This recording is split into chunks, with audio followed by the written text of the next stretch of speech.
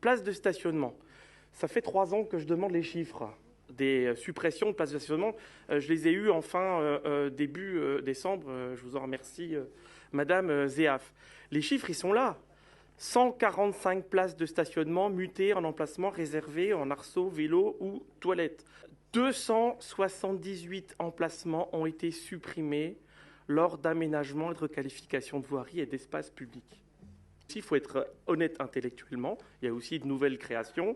53 places pour le P+R rue de Vesoul et 120 places pour le parking de la rue de Tray pour permettre aux fonctionnaires de la cité Viotte de stationner. Mais ce que je veux dire derrière tout ça, c'est que assumer le projet. On entend, nous, les services, nous dire on assume de mettre des contraintes pour obliger les habitants à changer de mode de transport. Mais assumez-le, dites-le clairement, les services nous le disent. Moi, j'aimerais bien que les responsables politiques du Grand Besançon assument clairement cette politique. Vous voulez mettre des contraintes supplémentaires aux automobilistes pour qu'ils changent de mode de transport. Dites-le clairement. C'est un choix politique, ce ne serait pas le mien. Moi, je pense qu'il faut mieux travailler sur les complémentarités, parce qu'à force de mettre des contraintes, c'est de la colère qu'on crée.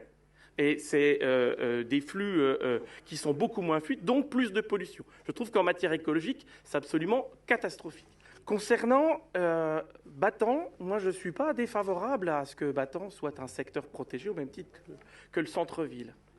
Mais première action précise dont nous avons connaissance, la pose de bornes pour empêcher la circulation des véhicules. Mais où est le projet touristique? Où est le projet de requalification de voirie? Où est le projet de mise en avant du patrimoine?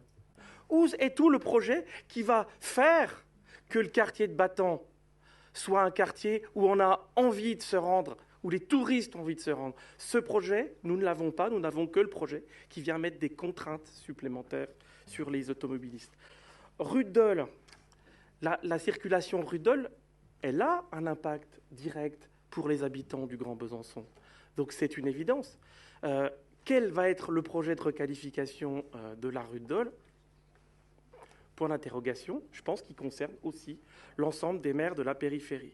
Mais enfin, voilà, ce que je voulais dire, c'est que ce débat que nous avons ce soir, il concerne Besançon, certes, mais aussi l'ensemble des maires et des communes de la périphérie.